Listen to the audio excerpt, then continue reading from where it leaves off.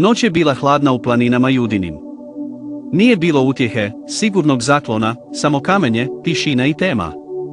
U jednoj od pećina skrivenih među stijenama bio je David, Božji pomazanik, ali još ne i kralj. Umoran. Progonjen. Nepravedno tretiran. Van je vojska Saula, kralja izluđenog od zavisti, lovila kao da je zločinac. David, koji se prethodno suočio s golemim Golijatom s vjerom i hrabrošću, sada nije pobjegao iz straha, već iz poslušnosti. Nije htio nauditi pomazaniku Gospodnjem, iako je on bio taj koji je želio njegovu smrt. Davidovo je srce bilo teško. Osjećao je bol izdaje, težinu samoće i pravi strah od smrti. Vaši prijatelji. Bilo ih je malo, a oni koji su imali također su bili gladni i uplašeni.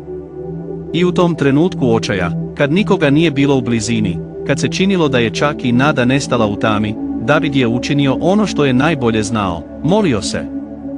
Drhtavim glasom, očiju punih suza, s licem do zemlje, rekao je: U nevolji svojoj zazvah Gospodina i zavapih Bogu svome, iz hrama svoga on ču glas moj, i vapaj moj dođe pred njega do ušiju njegovih. Psalmi 18,6. Drhtavim glasom, očiju punih suza, s licem do zemlje, rekao je: U nevolji svojoj zazvah Gospodina i zavapih Bogu svome, iz hrama svoga on ču glas moj, i vapaj moj dođe pred njega do ušiju njegovih. Psalmi 18,6. Davidova molitva nije bila lijepa. Nije bilo uvježbano. Bila je istina. Bilo je iz dna duše. Nije tražio bogatstvo. Nije tražio osvetu. Zamolio je: Gospodine, usliši me. Davidova molitva nije bila lijepa. Nije bilo uvježbano. Bila je istina. Bilo je iz dna duše. Nije tražio bogatstvo. Nije tražio osvetu. Zamolio je: Gospodine, usliši me. Davidova molitva nije bila lijepa. Nije bilo uvježbano. Bila je istina. Bilo je iz dna duše. Nije tražio bogatstvo. Nije tražio osvetu. Zamolio je: Gospodine, usliši me. Znao je da njegovi neprijatelji mogu okružiti njegovo tijelo, ali nitko nije mogao okružiti njegovu vjeru. U toj tihoj pećini, između hladnoće i straha, David je svojom molitvom učinio da nebesa zadrhte. Oko njega je sve izgledalo izgubljeno. Tuga ga je okružila poput debele sjene. Smrt je vrebala iza svakog ugla, a njegovi neprijatelji, jaki, naoružani, brojni, bili su bliže nego ikada. Ali ipak, duboko u dolini, čak i sa strahom koji mi šapuće u ušima, David nije prestajao moliti. Jer kad iskreno srce vapi, Bog čuje. I ono što se činilo kao kraj, bio je samo početak velikog izbavljenja. Nebo se već micalo. I ubrzo će sam Bog doći kao odgovor na vapaj čovjeka koji se, čak i okružen tamom, nije prestao pouzdati u svjetlo. David je bio na podu. Lice mu je bilo znojno, odjeća prašnjava. Srce, teško. Ali tvoja vjera, živa. Bio je zavapio, svom snagom svoje duše. I sada, u tišini špilje, nešto se počelo mijenjati. Gore na nebu, Bog je čuo. I Bog nije šutio. Odjednom, poput grmljavine koja para nebo za vedrog dana, nebesa su počela drhtati. Zemlja, čvrsta pod njihovim nogama, počela se tresti. Brda su se njihala poput lišća na vjetru. Krenuo je Bog Izraelov. Nije to bio gladak odgovor, niti je bio spor. Bio je to odgovor oca koji ustaje sa svetim bijesom da zaštiti svog sina. Tada se zemlja zatresla i zatresla, i temelji planina zatresli su se i pokrenuli, jer se Bog razgnjevio. Psalmi 18,7. Da, Bog se naljutio. Ne iz mržnje, nego iz ljubavi. Bog nije mogao podnijeti da vidi svog slugu u nevolji. Vidio je nepravdu, osjetio težinu Davidove tjeskobe i odlučio intervenirati s moći. When the righteous cry out, God moves. And when God moves, nothing stays the same. For David, that moment was more than deliverance. It was living proof that prayer reaches heaven, and heaven responds with power. David was thinking. Biblija taj trenutak opisuje kao nešto veliko i nadnaravno. Nije to bio običan božanski šapat. Bila je to veličanstvena manifestacija. Bog se spustio, ne kao običan čovjek, već leteći na kerubinima, moćnim nebeskim stvorenjima. Pokrio se tamom i vatrom, poput ratnika odjevenog u snagu svemira. Iz nozdrva njegovih dizao se dim, iz usta njegovih oganj koji proždire, ugljen se rasplamsao od njega. Naklonio je nebesa i sišao, a gusta tema bila mu je pod nogama. Uzjahao je na kerubina i poletio, da, letio je na krilima vjetra.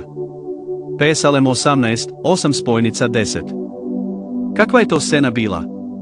Dok su se ljudi pouzdavali u mačeve i koplja, Davidu je sam stvoritelj došao u pomoć. Nebo je bilo naoružano. Priroda je poklekla. Bog je grom obukao kao oklop i vjetar učinio svojim konjem. Ova slika nije samo simbolična. Otkriva nešto duboko. Kad pravednik zavapi, Bog se pokreće. A kad Bog krene, ništa ne ostaje isto. Za Davida je taj trenutak bio više od izbavljenja. Bio je to živi dokaz da molitva dopire do neba, a nebo odgovara snagom. Okružili su ga poput razbješnjelog mora. Sa svih strana opasnost, smrt i strah. Nije bilo logičnog izlaza. U ljudskoj ruci nije bilo snage koja bi mu mogla pomoći. Ali upravo je ondje, u toj točki gdje nitko drugi nije mogao ništa učiniti, Bog stupio na scenu. Poslao je odozgor, uzeo me, izvukao me iz mnogih voda. Psalmi 18 i 16. David je tonuo. Nije to bila samo težina umora ili suze na njezinu licu. Kao da je život izmicao. Osjećao se kao da se utapa u dubokim vodama, gušen neprijateljima koji su bili jači, brojniji i okrutniji od onih s kojima se mogao suočiti. David opisuje veličanstveni trenutak, Bog se spušta s neba i izvlači ga iz vode smrti. To nije bila vizija. Nije to bila senzacija. Bilo je to pravo, konkretno, vidljivo izbavljenje. Zamislite, sam stvoritelj, onaj koji je osmislio ocean i lansirao zvijezde u svemir, silazi u dubine, poput oca koji vidi sina kako se utapa i bez razmišljanja zaroni da ga spasi. Ovo je slika koju David slika. Bog nije sjedio na prijestolju i gledao izdaleka. On je sišao. Ušao je u kaos. Ispružio je ruku. I što je najimpresivnije?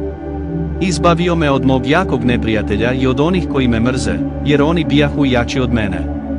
Psalmi 18 i 17. Davidovi neprijatelji nisu bili slabi. Nije ih bilo malo. Željeli su njegovo uništenje i gotovo su ga i dobili. Ali Bog to nije dopustio. Gospodin je slomio ljudsku logiku.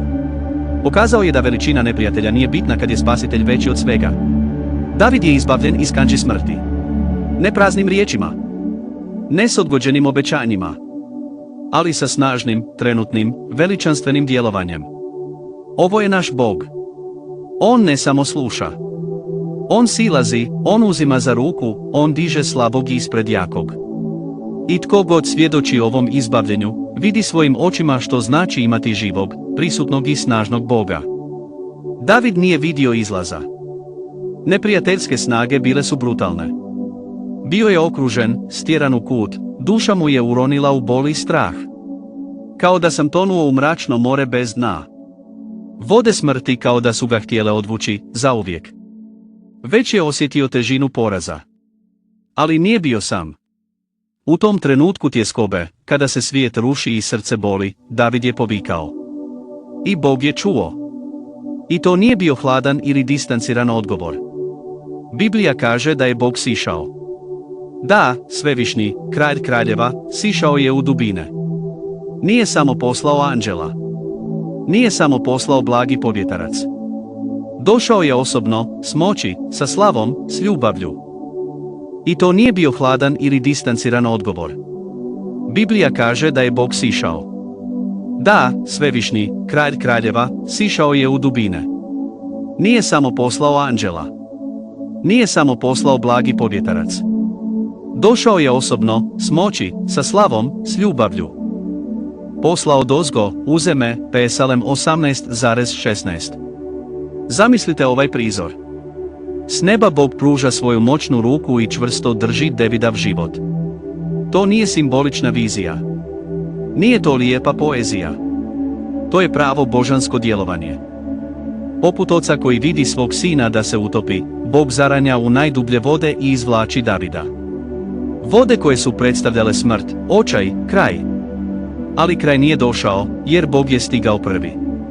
I ne samo da ga je spasio od vode, nego ga je izbavio iz ruku najjačih neprijatelja. Neprijatelji koji su se smijali. Da su se rugali. Tko je mislio da je David gotov? Poput oca koji vidi svog sina da se utopi, Bog zaranja u najdublje vode i izvlači Davida. Vode koje su predstavljale smrt, očaj, kraj. Ali kraj nije došao, jer Bog je stigao prvi. I ne samo da ga je spasio od vode, nego ga je izbavio iz ruku najjačih neprijatelja. Neprijatelji koji su se smijali. Da su se rugali.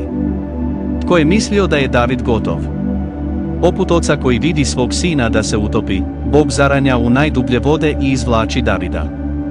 Vode koje su predstavljale smrt, očaj, kraj. Ali kraj nije došao, jer Bog je stigao prvi.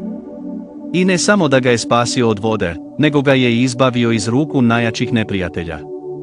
Neprijatelji koji su se smijali. Da su se rugali. Tko je mislio da je David gotov? Ali Bog je pokazao da nitko nije gotov kada je u njegovim rukama. Ti su neprijatelji bili moćni. Imali su resurse, strategije, vojnike. Ali jedno im je nedostajalo, nedostajala im je naklonost živoga Boga. I to je činilo razliku. Davidovo izbavljenje nije bilo simbolično, nije bilo samo emocionalno ili duhovno. Bilo je vidljivo. Bilo je impresivno. Bilo je nadnaravno. Čovjek koji je bio na rubu propasti podignut je u slavu, jer je Bog, isti Bog koji je razdvojio more za Mojija, koji je srušio zidove Jerihona, osobno ušao u bitku. Kada pogledamo Davida, lako je pomisliti da je on bio samo hrabar, vješt ratnik. Rođeni strateg, cijenjen zbog svojih postignuća na bojnom polju. A u odjelu je bio sve to. Ali nijedna od ovih osobina nije došla samo od njega. Sam David je priznao, s poniznošću i jasnoćom. Bog je bio taj koji je naučio moje ruke za rat. Psalmi 18:34. Da, Bog ga je trenirao. David nije samo naučio boriti se s pračkom u pustinji dok je čuvao ovce. Nije pobjedio Golijata samo zato što je bio okretan. I nije pobjegao Saulovim vojskama samo zato što je bio pametan. Iza svakog pokreta stajala je nevidljiva ruka, ruka Svevišnjega. Bog je bio pravi general iza Davidovih pobjeda. On je bio taj koji je osnažio njegove ruke da vitlaju mačem bez kolebanja, čak i u dugim bitkama. On je bio taj koji je učvrstio njihove noge da ne bi pokliznuli pred svojim neprijateljima, čak i kada je teren bio opasan. On je bio taj koji vam je dao strategiju, jasnoću, pronikljivost, hrabrost i mudrost da djelujete u pravo vrijeme. David je mogao biti neustrašiv. Mogao je biti brz, pametan i odlučan. Ali znao je istinu, svaka pobjeda bila je potpis s neba. Sa svakim osvajanjem, sa svakim napredovanjem, sa svakim izbavljenjem usred kaosa rata, postojao je vidljiv pečat, Bog je bio ovdje. To je ljepota Davidove priče. Ne radi se o nepobjedivom čovjeku. Riječ je o čovjeku koji ovisi o Bogu. Čovjek koji je prepoznao, nisam jak sam. Jak sam jer me Bog podržava. David se nije ponosio svojim oružjem, niti svojom vojskom. Njegov ponos bio je Gospod nad vojskama, Bog koji ga je uzeo s pašnjaka i postavio na prijestolje. Svaka ispaljena strijela, svaki poraženi neprijatelji, svaki probijen zid, sve je to rezultat partnerstva između vjernog sluge i moćnog Boga. I što je najimpresivnije? Taj isti Bog nastavlja podučavati ruke za rat. Današnji rat može biti drugačiji, može biti duhovni, emocionalni, obiteljski ili unutarnji. Ali izvor moći ostaje isti. To nije bila žeđ za osvetom, to je bila misija. David progoni svoje neprijatelje, da, ali ne iz taštine. On ih slijedi jer zna da ispunjava veću svrhu, čisti zemlju od nepravde, uspostavlja red i pokorava se Božoj volji. I dogodi se ono najnevjerojatnije. Dopire do onih koji su se prije činili nedostižnima. Moćni ljudi, naoružani, brojni, padaju pred njim kao lišće na vjetru. Nema skrovišta koje ih može spasiti, niti snage koja ih može održati. Jer tko se bori s Davidom, bori se protiv samog Boga. I pobjeda je totalna. David pobjeđuje. On ne pobjeđuje samo mačem, već i čašću. Ne samo u vanjskim borbama, već i u vašem unutarnjem držanju. Ne uzvisuje se, ne kvari se. On zna da je tu ne zato što je želio ići gore, nego zato što ga je Bog podigao. I tada se proročanstvo ispunjava. Bog ga postavlja za poglavara naroda.